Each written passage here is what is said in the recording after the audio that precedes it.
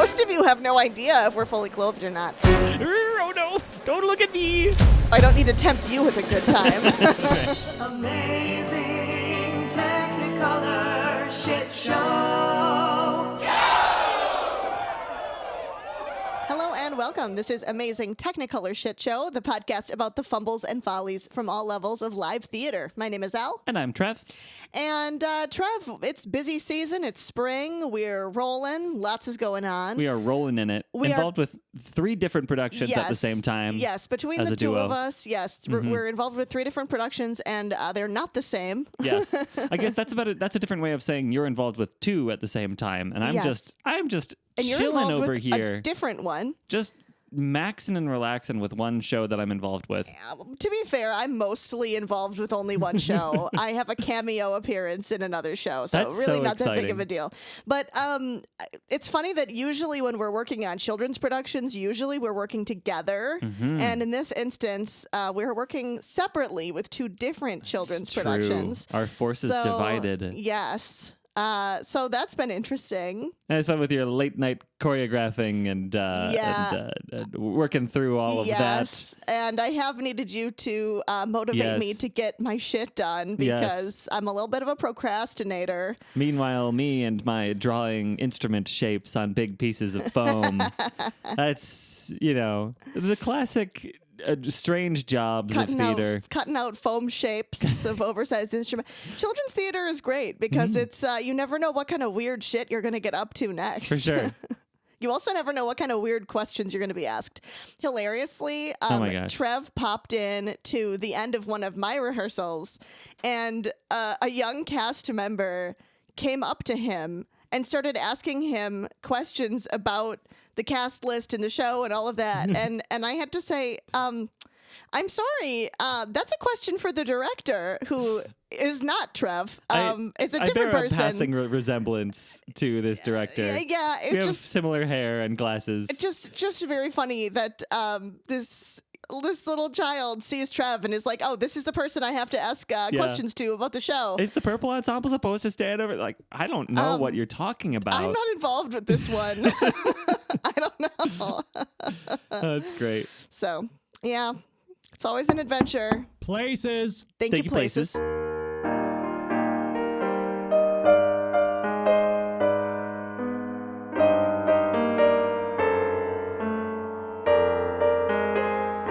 So a few weeks ago, we went on this a couple deep dives into licensing and copyright and parody, and these were very interesting episodes for everybody involved. For you specifically. You had a great time with I them. had a great time. It was super fun. But there is a part of the story that I skipped over because I figured, this needs its own episode. Okay. And that story is the story of StarKid and the legality of creating a parody musical and how that worked out for them. Yeah. I think it's really interesting as like a case study of how this works in real life. Because, of course, if you don't know StarKid, the show that they're very best known for, the Very Potter musical, or A Very Potter musical, is completely unauthorized, 100% illegal to perform. They shouldn't have done it. Yeah. But they got away with it. And so we're going to get into that whole dynamic. But first, a primer for those of you who aren't familiar. Between 2007 and 2009, the United States suffered its biggest economic crisis since the Great Depression. How's that for a zinger? Do you think I was going to go there? I did not. How surprised are you? This is just you're rolling in with a really weird energy right now, and I'm just like not sure how to take this. I want to talk about the economic downturn of the 2000s. The big banks being bailed out. Okay, all right. This is a mood. All right. Why is this all relevant? Because a young man named Brian Holden was laid off in 2008 from his job at Disney. And now he was stuck in this drudgery of waiting tables, and he couldn't get any creative work. Yeah. He was looking and failing in trying to make it work in LA as a budding creative. And that's hard in any economy, but especially in 2008. Yeah, okay. Holden and his roommate Nick Lang were recent graduates of the University of Michigan School of Music, and they were failing to come up with the employment they were looking for until one fateful day. Lang's brother, Matt, who was at the time a senior at the University of Michigan, said that he was finally ready to start writing the Harry Potter parody musical that the three of them had dreamed about when they were all in school together. And that's why the U.S. economic crisis of 2009 led directly to Holden, Lang, and Lang getting to business, writing a script with one another, collaborating over hours and hours of phone calls, and coming up with a draft of what would become Harry Potter the Musical.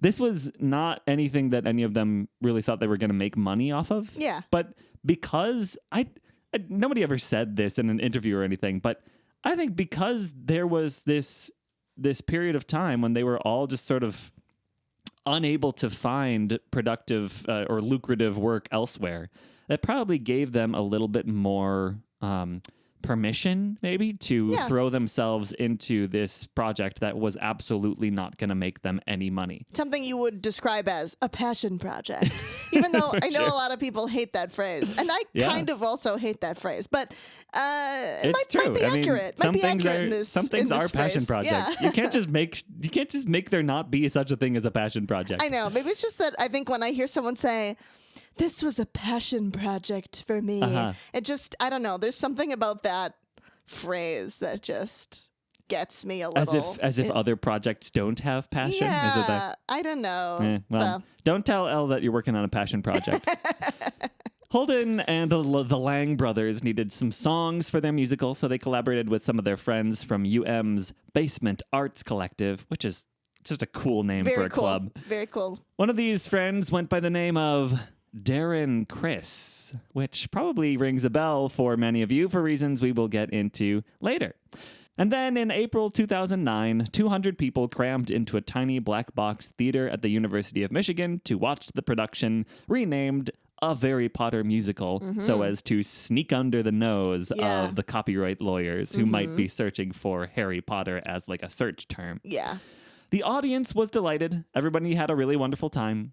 And that's where the story could have ended, if not for the fact that everybody wanted a video of the performance. Oh, it went so viral. It was the most viral thing. Yes. Rather than go through the hassle of distributing a video file or DVDs, the team just put it on YouTube and called it a day. And within a week, A Harry Potter Musical was the #1 viewed YouTube video in over 50 countries. Yeah. Yep, that tracks. Everyone had seen it. It's certainly in our generation. Yeah, this wildfire. was massive. Like, this was huge. Everybody was running around singing all the songs. Honestly, annoyingly so. Everybody was going around singing all the songs. One thing Elle hates more than a passion project is an overhyped musical phenomenon. But Team StarKid, so named after a throwaway joke in that musical, the team had unwittingly taken a massive risk with publishing their unauthorized musical. With view counts rising toward the millions, it couldn't have been more than a couple days before the Warner Brothers lawyers caught wind.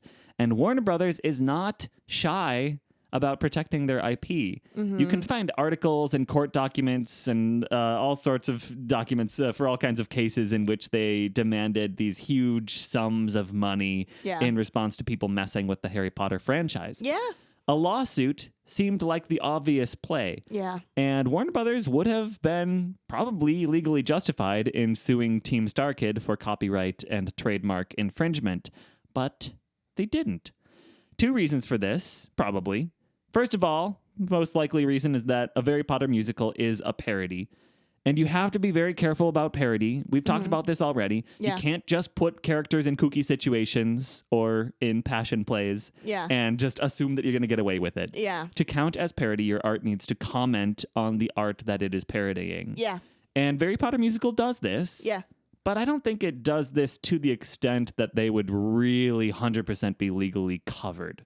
Yeah. Also, a parody defense wouldn't have stopped Warner Brothers from suing Team StarKid. It would have been a possible route that the lawyers could use to avoid having to pay a settlement of millions of dollars. But by that point, Team StarKid would have had to hire lawyers. Yeah. Would have been prohibitively expensive. It wouldn't have been fun for anyone. They did not want to go down that road. But second, I think more importantly, the reason why Warner Brothers wouldn't have gone after them is because a Harry Potter musical was written out of a clear love for the source material by this scrappy group of college kids. Yeah. Like going after this team would have been catastrophic for Warner Brothers' reputation. Yeah, I guess it would have looked bad. Yeah. Because this isn't a team of people who are like taking the message of the show and twisting it to be some different agenda. Sure. This is a group of people who just really love the show and are just making an extra little comedy moment out of it. They're having fun. They're having a good time. It's 100%. I mean, it's a street team style marketing for Harry Potter. Yeah. Like to quash this would be a really bad move. Yeah. I think currently right now there's a story going on that speaks to this. Patagonia is coming under fire for some legal problems that they're having right now. Years ago, a drag queen by the name of Patagonia started selling merchandise with her name on it in ways that look similar to official Patagonia logos and everything. And Patagonia is now taking legal action against her in a move that some people say is justified, some people say is greedy, but regardless, Patagonia is getting crucified online by people who are saying like, hey, you're a giant corporation. You don't need to do this. Yeah. This like Patagonia, the drag queen, is not a threat to the Patagonia business. Yes. Nobody is looking at Patagonia's merch and saying like, this is the real thing, right? Yeah. Like nobody's confused. Like if you follow that queen, like you know that's that brand, you're not questioning whether that's the giant Patagonia brand. Yeah. So yeah. The story gets deeper. It is pretty legally complicated, but what's not complicated is that Patagonia looks like the asshole. Yeah. Regardless. Absolutely, yeah. So it's a calculation that a company needs to make. Will it be better for me to protect my IP or to avoid damaging my reputation? Yeah. So anyway, StarKid got off scot-free. Warner Brothers decided to do nothing. They have never made any like official statement on the matter. They're just like letting it slide. And StarKid blew up. Yeah. After a Harry Potter musical went viral, they immediately hit the ground running with another original show this time titled Me and My Dick. And then Darren Criss, one of the songwriters and the guy who played Harry Potter in a Harry Potter musical and its sequels, Darren Criss got signed on as a recurring guest role in Glee. So that's why a lot of people know him originally. At the time, though, press listed him best known for his work in a Harry Potter musical, which is crazy because, might I remind you, Harry Potter musical is like an unauthorized college project that was viewed by 200 people. And it's like listed in the playbills, not playbills, but for the media for Glee, they're like talking about this college project. It's just got to be wild to have that be your life and to say the stupid little college project that I did with my friends for fun is now my like it's now my door. Your in. My, it's your my big in break. to be in Glee. Yeah. Crazy. You know, and at the end of the day, isn't that everyone's secret dream? I know, right? Darren Criss became a household name as his role on Glee was converted into a permanent fixture, a recurring character, which helped catapult him onto Broadway, where he worked as a replacement for both Hedwig in Hedwig and the Angry Inch and J. Pierpont Finch in How to Succeed. And just last year, he won a Tony for his performance in Maybe Happy Ending. All thanks to this scrappy college project, which was itself all thanks to the 2009 U.S. economic crisis. All right.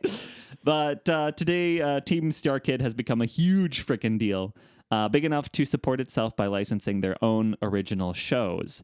But you can't license a Harry Potter musical or either of its sequels, probably mostly to do with the fact that it would be pretty hard to defend that as IP. They would get in more trouble probably. Sure, but also like, what are you gonna do, Team StarKid, if somebody else does an unlicensed production of a Harry Potter musical? Like, you gonna sue? Are you gonna sue them? What do you mean? Warner Brothers didn't sue you, and so it would look bad if you sued them.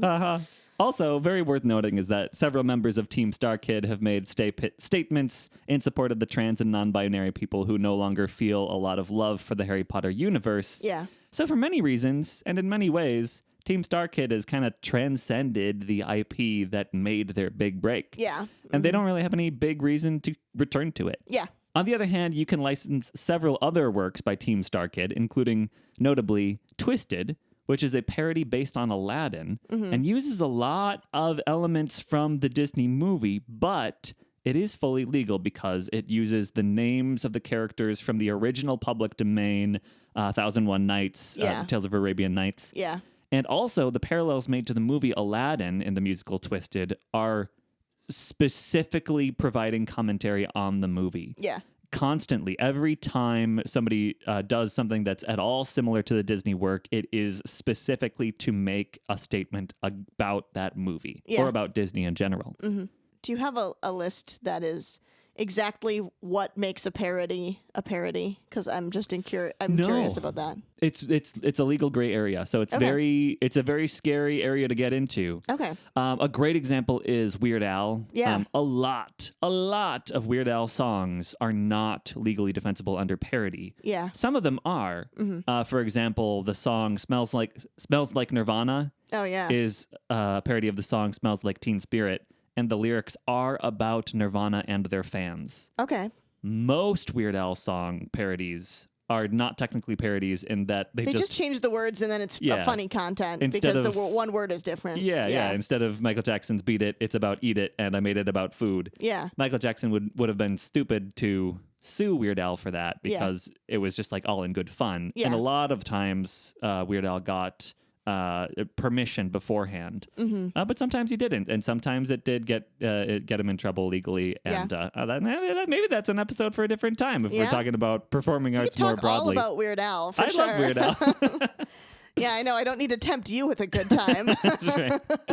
But StarKid, a thriving collective that continues to write and produce musicals, go on concert tours, perform sketch comedy. They do all sorts of cool things all over the world.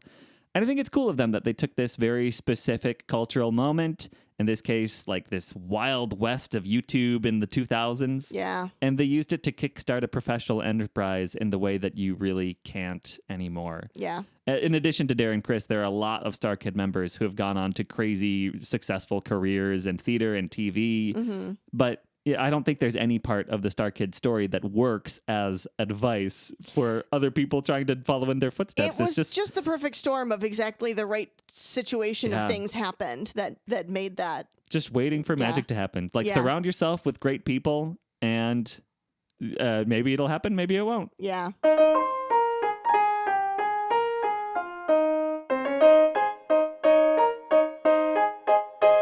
All right, today's theater mishap comes to us from the world of Broadway. Lovely. Actor Patrick Wilson shared this story while he was on the Kelly Clarkson show. So Wilson was performing The Full Monty, a Broadway musical based on the 1997 British film of the same name. If you're not familiar with the movie or the musical, it follows 6 unemployed, down on their luck steel workers who are struggling with joblessness and feelings of worthlessness. And they're desperate for money and a way to regain their dignity and provide for their families. And so they come up with a bold plan to put on a one-night only male strip show, promising to go completely nude at the end or, show the full Monty, right? So the musical adaptation ends with the 6 men on stage together performing their big strip number to the song Let It Go. No, not the Frozen song Let It Go. This is a different song called Let It Go. Good. And so over the course of this last number, these men slowly take off each, like one item of clothing and then one item of clothing, right? So by the end, in the last few seconds, the men are wearing nothing but their underwear. And in the last second, they pull their underwear off just as those lights change to show them only backlit. Okay. So yeah. they're only visible in silhouette. Okay. So right as they go to rip their underwear off, the lights change, they're backlit. So you don't actually see anything. Sure. You just see them all holding their tearaway undies. Very right? tasteful. Very fun. But yes, Uh-huh. tasteful. So now, the mishap. Mm-hmm. The night in question, the infamous night in question. At some point during the final number, the actors realized that the light cues were all happening at the correct times, but that they had gotten one cue ahead. Oh. Somehow this had happened. Patrick Wilson and the rest of the guys were singing and dancing and, of course, stripping and began to panic because all they knew was that the next light cue that happened after the big underwear reveal was supposed to be the backlight moment. Yeah. And then after that, the light cue was the full curtain call light, where all the lights were up for the curtain call. Yeah. So they knew that the lighting cue was one cue ahead. And if their backlight cue, when they stripped off their underwear, was the next cue ahead, Oh, no. it was going to be the full Yeah. curtain call. The actors finished out the song. What else are you going to do? And sure enough, when they went to pull off their underwear, what was supposed to be complete darkness was actually a fully lit stage. Yes, they ended up flashing the real full Monty Yeah. to an entire Broadway audience. And then they had to like scurry off. Oh, no. Yep. Don't look at me. Oh, my gosh. Yes, which is absolutely wild. But The audience got a little bit more than they paid for. yes. Wow. What? I mean, what can you do? That's just like a bummer, and you just got to keep on going. You just got to keep going. And I it's hilarious because like these poor actors knew they knew exactly what was going to be happening. They were like, there's no way it's not going to be lights up when we're fully naked. Yeah. Like they were doing the math. Ooh, it's getting hot in here, but I think it's actually getting hot in here, but also It's really hot in here. But also, it's really, getting really hot warm in here. our studio. Ooey, wooey. I started feeling like nervous, like Yeah. this was happening to me in real life. But We're about 2 seconds away from showing our podcast audience here Yeah, the full Monty that's because true. it's too hot in it's this too room. darn hot. But, you know, most of you are just listening through the audio medium. Take so off all your earbuds. most of you have no idea if we're fully clothed or not. That's Unless true. if you're watching on YouTube, in which case you could. We've threatened nudity in the past. We've threatened it. Yeah. 5 minutes. Thank you, Five.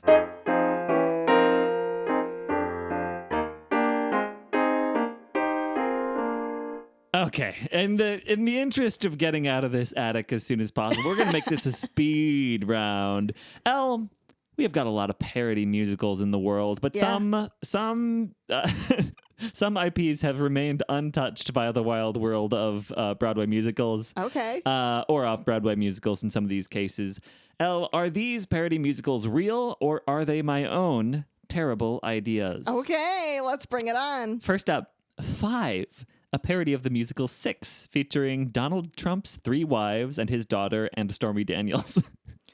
This is very funny. That's very funny, but I don't think it's real. Oh, it's real! It's real? Oh my gosh. This production premiered in New York off-Broadway in February 2024. Oh, my- Apparently was fantastic. Oh my gosh. Okay, wow. Okay. Well, now I know to not trust my instincts on this. That's true. Go exactly the opposite. Next up, Beavis and Butthead the Musical, a mockery of a 90s jukebox musical with all original and all terrible songs. Okay, I could see that being real. It's not! Oh, Trev! I made it up.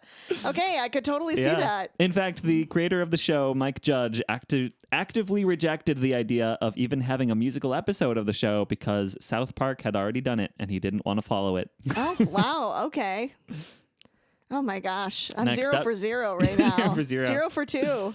Holy Musical Batman, This ensemble cast show features the Penguin, Catwoman, Poison Ivy, Scarecrow, Mr. Freeze, and the Riddler all in one show. Yes, that's got to be true. You're right. Okay. This is actually an early, lesser-known production from Team StarKid. Oh, okay. Very fun. good. Next up, Handmaid's Tale the Musical. Set in 2028 as today's millennial women start losing the right to access phones and technology. No. That's a Trevor creation.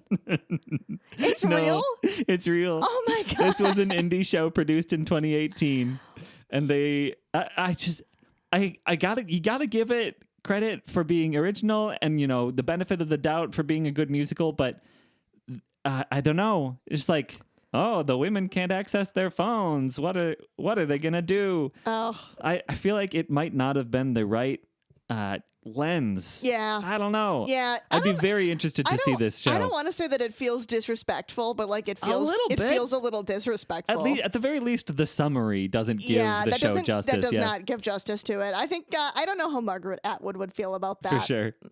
Silence the musical, based on The Silence of the Lambs. Yeah. With rockin' numbers such as "Put the fucking lotion in the basket." Okay, yeah. I think that's real. This is real. Originally produced in 2005, this is actually a musical based on the parody movie Silence. So it actually had some So there was already a predecessor parody to of it. Yeah. Okay. Yeah.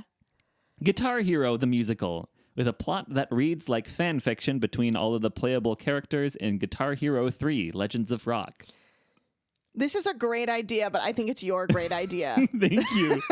Thank you. I was like, this has Trevor written all over it. I'm glad that you are correct in Yes. in knowing that this would be a wonderful musical. It would be great, and all it of also the hits from the Through the Fire and the Flames. Yes. All the classics. Yes. This is fabulous idea, and it reeks of like your particular era of nostalgia. Thank you. So, It is. yep. That is exactly it. Yeah.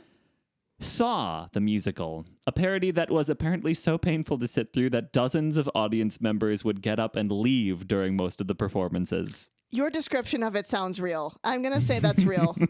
That was through a Reddit comment that I found. Apparently too much of it is based in like, how funny would it be if these two characters were gay? And it's like a rom-com between these two characters. Okay. It yeah, didn't that's not really it. impress people. Yeah. But it got enough good reviews to go on tour. Yeah. Okay. And it's touring the country right now. It's currently touring? It's going to be in Chicago at the end of this month. We could go. I think we're busy that day. We got another show to go to that weekend. Yeah, Saw. we're busy, Saw. We're so busy. We have our own theater shit to do. We will not see Saw. No. Well, that's our show for today. Thank you so much for listening. Piano accompaniment was provided by Paul Thelen, and our stage manager is Daniel Schneider. If you like what you hear, give us a good review on whatever podcast apps you use, as many stars as possible. Follow us on social media. We don't post there a lot, but we might eventually. And of course, tell your friends about us. And if you don't like what you hear, tell your enemies about us, and we will make an unlicensed parody Of their life. based on their life. Rude. It'll be great, though. Again, thank you so much for listening. And again, as always, whatever it is you're up to, be it on stage, off stage, or in your life, Break a leg. Amazing Technicolor Shit Show.